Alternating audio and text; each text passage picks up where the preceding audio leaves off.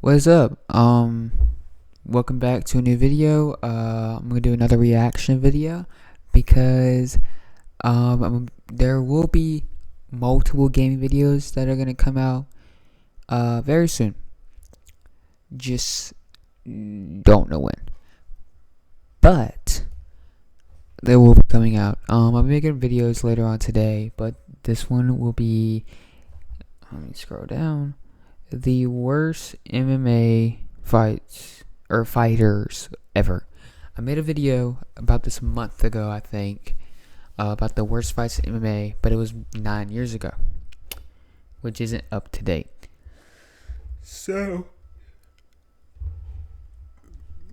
having new, I couldn't find a updated one besides one from 8 years ago, which is not that good. So, what we'll be doing today is, sorry, that was my mic. Reacting to the worst UFC fighters ever, created by MMA On Point. So yeah, we're gonna get into this.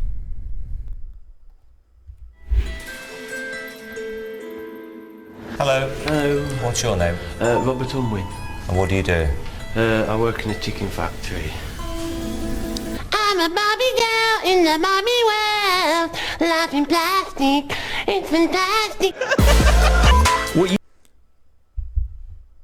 Why did we start with that? That's nothing to do with UFC at all. You just watched is probably the most hilarious representation of the Dunning-Kruger effect. It's a pretty famous study that shows people who are often complete beginners or total novices don't truly understand what they are up against and are actually more confident than real masters of something in whatever it is that they're doing. I'm the guy right now. Not even experts are this confident. God bless. And that's probably because they do understand what they're up against. And consider this one big analogy for today's video. Athletes that are so supremely confident, or even arrogant, but they literally have no good reason to be. Andy has a record of 86-0 with all 86 by knockout. Way in over their heads. And that's what today's video is about. So let's jump into it. I'm Jason from MMA On Point, and these are the worst UFC fighters ever. A quick So what he's talking about is just like fighters that were too over their head and think that they are good at fighting, and just because people have told them that. I do think one person's gonna be on here. We'll talk about it when it comes up, if he does. If he doesn't, I'll just say his name. disclaimer, while there are definitely some not so great fighters on the first UFC event, I'm gonna generally give them a pass. Art Jimerson, rest his soul, was incredibly underprepared, showing up with just a single boxing glove on, couldn't grapple at all. But back then, nobody knew what jiu-jitsu was. That dude could fight for real in boxing as well, so I don't think it's fair to say that. I'm sure had he known of this mysterious... I mean, yeah, because he has to learn. Like, if they just say, hey, here's gloves, go out there and fight in front of everybody, you're not going to be as good as you are now. But I think some people, like Mike Tyson was one of the biggest ones, Muhammad Ali. So those are like the two that came out of it, that like knew how to fight.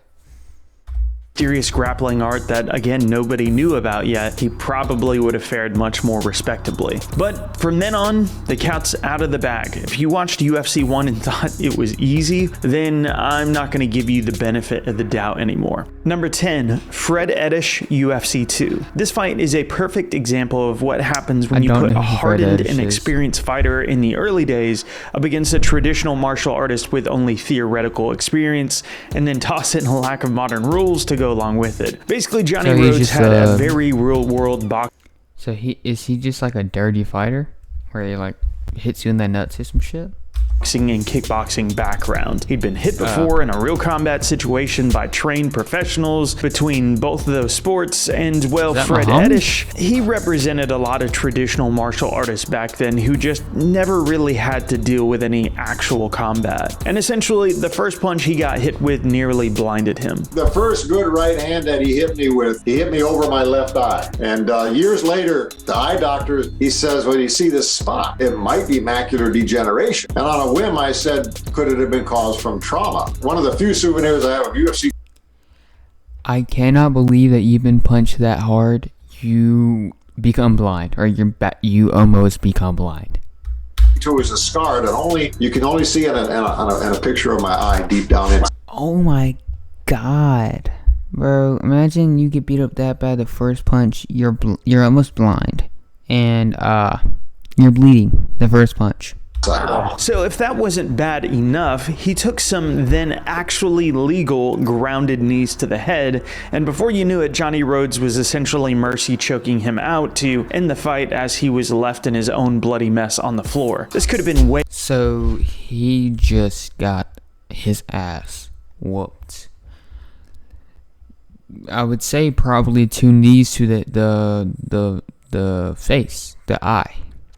Then the punch, and then the chokehold. Not trying to brag. I've been in my fair fights. With one dude. I'm not gonna say his name.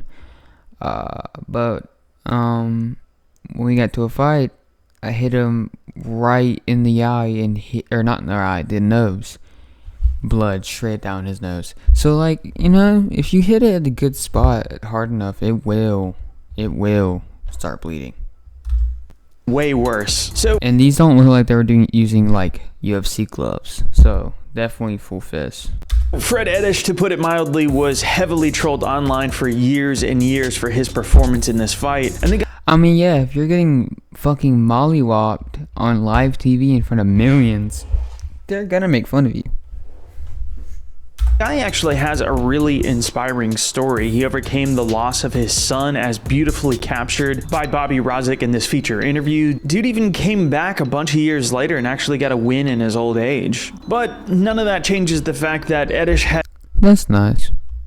Zero business being in the cage that night. He was up against some real killers that evening, even if he did somehow get past Johnny Rhodes, and by his own admission, he wouldn't have been ready for anybody else that night either. Number 9, Joe Son, UFC 4. When people ask you your favorite fight in MMA, this is probably the best troll answer you can give, because it is simply so bad it's good, and the story behind it makes it incredibly satisfying. In essence, Joe Son is your quintessential caveman. His capacity for language is limited. He may or may not have discovered fire yet, and had only recently stumbled upon the concept of lying. So much so that he decided to just call that may or may not be racist, but we're gonna just not talk about that. So he just learned about lying and said I could fight, and then he got knocked out in 2 seconds. That's what happens, dude. When you lie, you get karma. his martial art, well, his own name.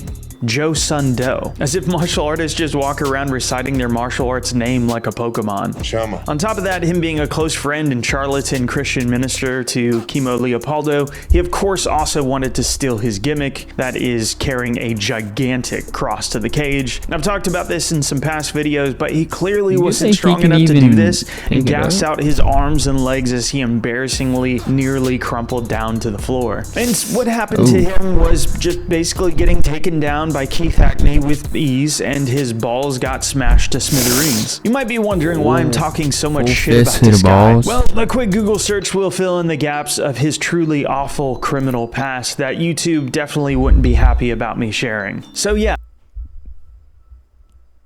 I'm not gonna pause on that. I'm pretty happy about seeing this martial arts. Okay.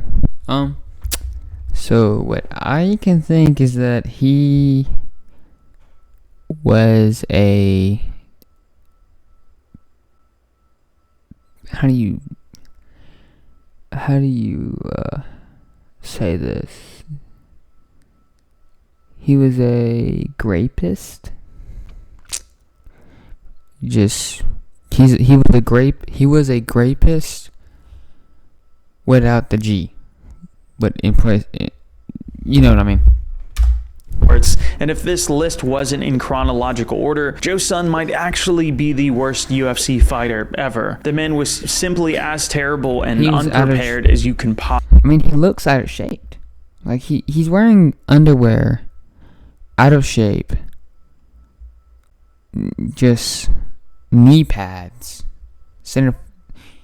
I like WWE, but this ain't no WWE show, bro. You gotta wear actual like fighting clothes. Possibly get. Number 8, Andy Anderson. Andy has a record of 86-0 with all 86 by knockout. I mean, dude, what do you even need to say here? That's a conveniently rounded out number, isn't it? This guy was just bald-faced lying to himself and everybody watching. Literally sounds like a kid I met once who was bragging he could survive by himself in the wild. It's like, okay, bro, I totally believe you.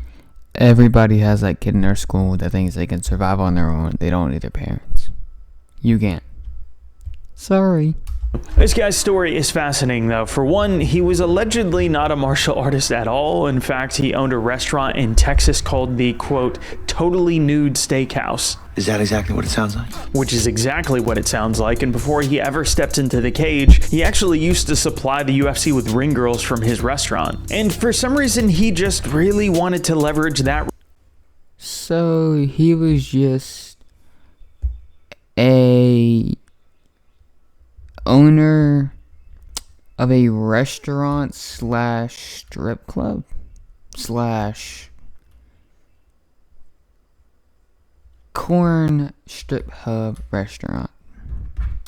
That relationship with Bob Meyerowitz and the old UFC ownership to give him a shot in the UFC, to which they did. So not only did he claim that he was 86-0 all by knockout, but he also claimed to be a 5th degree Taekwondo black belt. Sometimes you just gotta love the old UFC. It was just so wild. That is wild, isn't it? It's just wild. Of course, he was almost certainly full of shit about his black belt and immediately got smashed by John Hess, who was about a foot taller. If he landed a I mean, again, why is he wearing a sumo outfit to a UFC, not MMA, UFC? single punch, I honestly didn't see it. This was his only MMA fight because of course it was, and he ended up going to prison for his involvement in a meth drug ring and money laundering. He maintains his I mean, yeah, he's a corn stripper restaurant owner. Every strip club owner most likely sells meth. Innocence to this day, the law disagrees. Number 7, Ryan Parker, UFC 7. When was the last time you heard about pressure point techniques in MMA? You might think they are banned in the sport, but in reality, unless you do it with small joint manipulation, you can pretty much have at it. The obvious problem is, well, no matter how real they may be, they just don't really play out well in an actual fight. And as the legend goes, that's what Ryan Parker had bragged about to none other than total dirtbag Gerard Gordeau backstage. His opponent was a very much legit guy in Remcar Pardeau. He never had any massive wins in MMA, but he was a very real black belt in judo, taekwondo, Japanese jiu-jitsu. So an old man tried to talk shit to a young man, and they fought, and I would say the old man got his ass whooped. We'll see. And even became a BJJ black belt later on, and he notably made it all the way to Royce Gracie in his first tournament after winning the first 2 rounds. Talking to the Lights Out MMA podcast, this was Remco Pardeau's reaction to the crazy things he was claiming. He was an Okinawa karate kumite fighter, 3rd degree kumite, master of pressure point strikes, and then he claimed breathing techniques made it impossible to choke him out. Dude was literally claiming he was a Frank Dukes blood sport kumite champion. Of course, when he went in there, he got taken down immediately and ironically choked out in just about 3 minutes. Allegedly backstage, Gerard Gordeau approached him and said, "How did those pressure point techniques work out for you?" Number 6, Thomas Ramirez. I don't know who they were talking about, but I'm gonna say the young dude. That's insane. Having 2 people laugh about you, and then you not even putting it And you not even prove them wrong, you just prove them right. Even more. Ramirez, UFC 8. Okay, earlier I was saying that maybe Joe Sun was the worst martial artist to step in the cage. Well, this one might just take that dishonor away from him. And if you thought that 86-0 from Andy Anderson was a crazy claim to make a few minutes ago, this takes it even further. Ramirez claimed he was 200-0. Again, a remarkably and conveniently.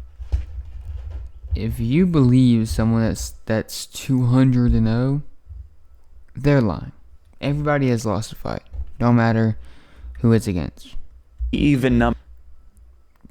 I've never lost a fight yet, but I don't pick fights with He was just 41 anybody. years. I pick fights with people that I either know I can beat or happens just randomly. Old, 410 pounds? Yeah, this already reeks bullshit, doesn't it? And then his martial art was Pakwa-chan. Supposedly Jet Li trained in this martial art. In our first demonstration of the swimming dragon form, which imitate the movements of the mythical dragon. I mean, yeah, sounds legit. And well, is it just walking with wannabe aura techniques? Like, that's just walking with your hands up.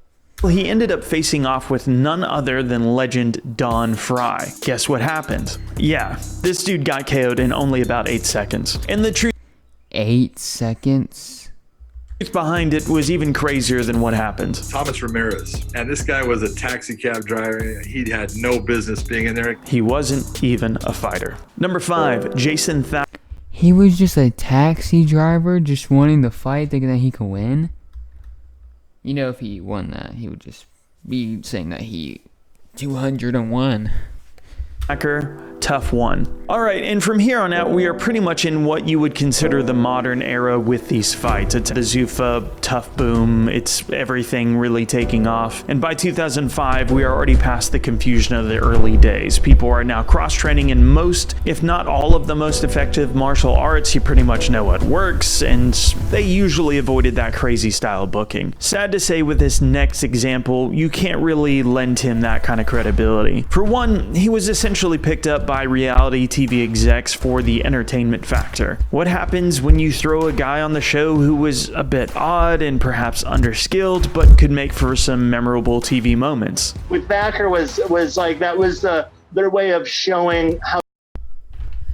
So they didn't care if he was good or not. They only cared if he could draw them money. And he was awkward and probably most likely a little on the autism side, if I had to guess. How difficult it was. A guy who had some experience. Yes, it said one guy up to fail. Yeah. They wanted to show somebody quitting. And yeah, what Bonner's saying in here was right. Almost immediately, the first episode, he became a bullying target on the show. Is he coming? I sprints. Oh, there he goes. Let's rub it in. There's a difference. It's a little, hey. Quit being such a retard. There is a beyond phenomenal art. Yeah, so everyone there was bullied. I swear to God, if anybody pees on my bed and then spreads it, I'm hitting you with a drop kick and throwing you through the glass window. Cool from Chuck Mindenhall on this, which might be my favorite historical profile on a fighter ever, that basically shows how he was essentially training out of an abandoned truck stop with no formal instruction. And so when the dude finally got his shot at retribution against Chris Lieben, well, he pretty much immediately got TKO'd in about a minute. So he didn't know how to fight. He trained with nobody that actually knew how to fight. He was bullied. So no shit, he's gonna lose in like 8-10 seconds.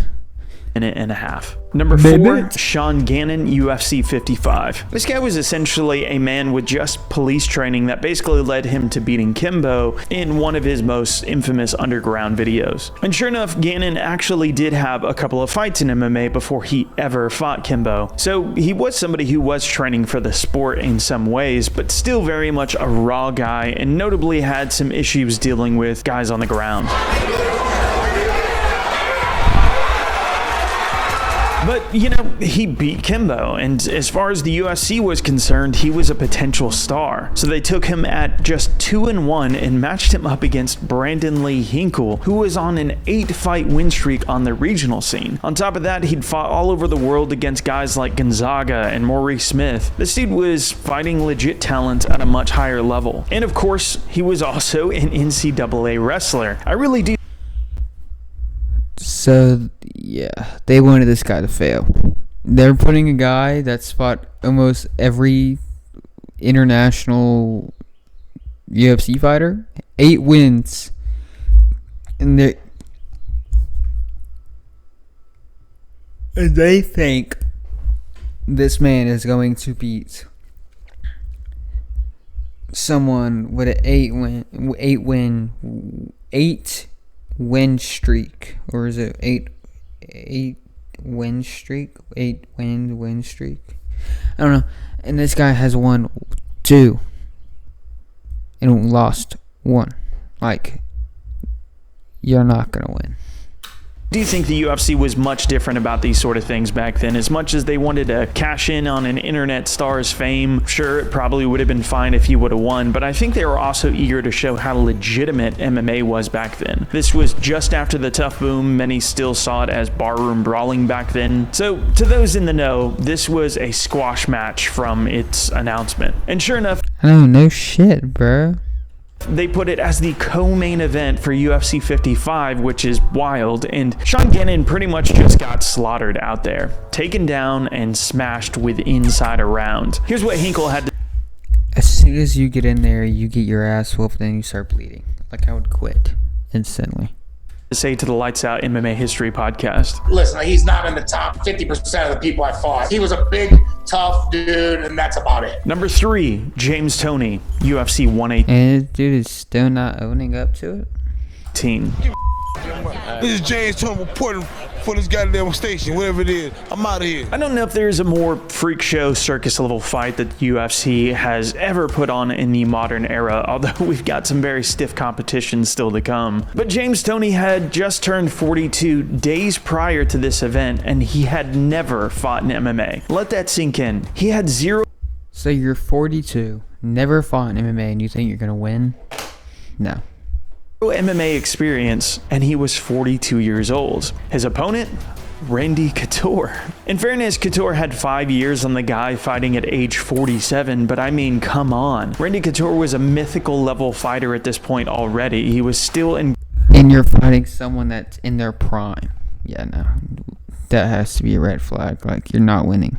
Great fighting shape, and only 2 years prior was the literal UFC heavyweight champion. Does this sound like an evenly matched fight to you? You know, will it be a freak show?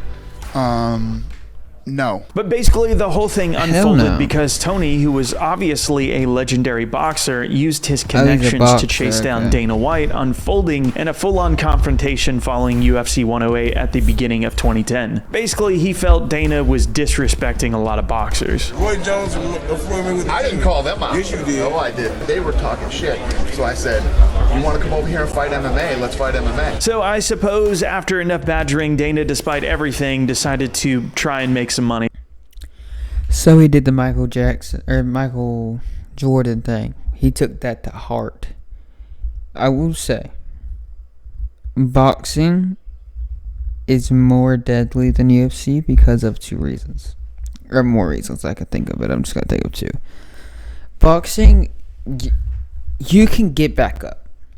You can be knocked out, you got 10 seconds to get back up. And if you don't, you're out. UFC, you can stay down. You can quit. Now, boxing, you can quit.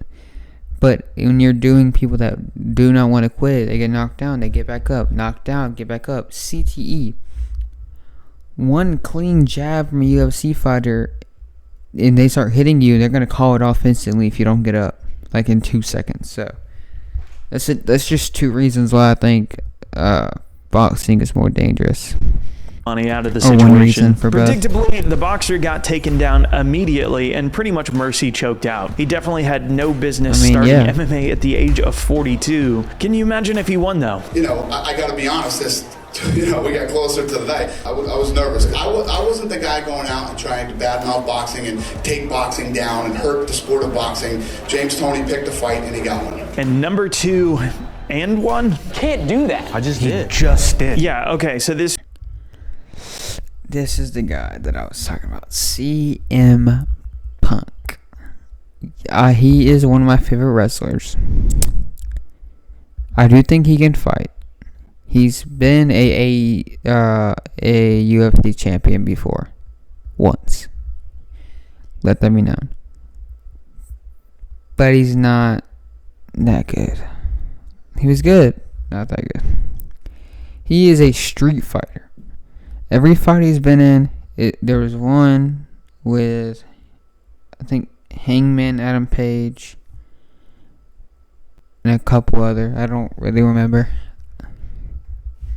This was originally going to be 2 separate entries, and they definitely are 2 separate fighters with 2 separate reasons to be on this list. But that doesn't change the fact that they're really intertwined. You all knew who number 1 was going to be on this list. It's obviously CM Punk, by far the least prepared man to step foot into the cage in the modern era. And that's what I think makes it even crazier, because now things are pretty well formalized. You know what an MMA fighter looks like. You got to know far more than somebody did in the 90s, and therefore you had a lot more wild shit going down back then, because literally everybody was just figuring it out. CM Punk gets none of that leniency. All of whom you would consider the literal greatest in the sport were fighting during that time. Kind of a crazy contrast.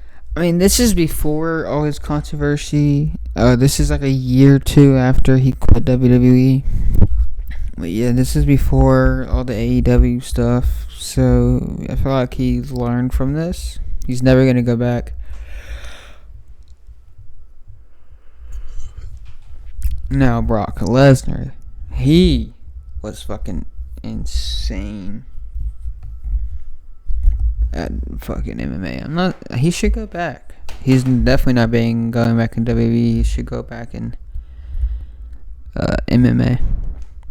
To think about. And CM Punk's fights illustrated that in a starker way than I think you could ever try to explain. So then, who is number 2 that I've combined this entry with? Well, you gotta go with the foil to the foil, Mike Jackson. I will not call him Mike Jackson, okay? He's Michael Jackson. Yep, Mike Jackson was literally brought in to be the guy that made Mickey Gall look good, who was then to be there to be some sort of reasonable test for CM Punk at a low level. No disrespect to Gall. He ended up being pretty decent. So Mike Jackson was basically the excuse to make Gall have an easy win and be able to call out CM Punk on a UFC broadcast instead of a regional show this time. I want to be fed. I'm hungry. Feed me CM Punk, please. Mike Jackson pretty much got ran through in all of his fights, aside from the Dean Barry one where he was basically losing that fight, but Dean Barry fouled so much that he got DQ'd. Really weird fight. Gall took out Jackson easily in the first round, and so did Pete Rodriguez. The truth is, he just didn't belong in there. So after Punk's disastrous UFC debut, this was literally the only option they had left for him to fight. And frankly, Jackson made it look far too easy, to the point that he pretty much pissed off the entire fan base for playing with his food and not finishing the fight when he effortlessly could have. I don't know what that guy did for a living before we gave him the shot, but whatever it was, he needs to go back and do that again. Basically, neither guy had any real business being in there. And yeah, it's about as bad as it can get. You know who does belong in the UFC, though? Yeah, that's the thing. Okay, the rest is just ad. So yeah, that's CM Punk. Stay in WWE, stay wrestling. You can try again, but it's probably not gonna go well. Yeah, thank you for MMA on the point for the video. I will, Panda. I will see y'all in the next one. Panda out.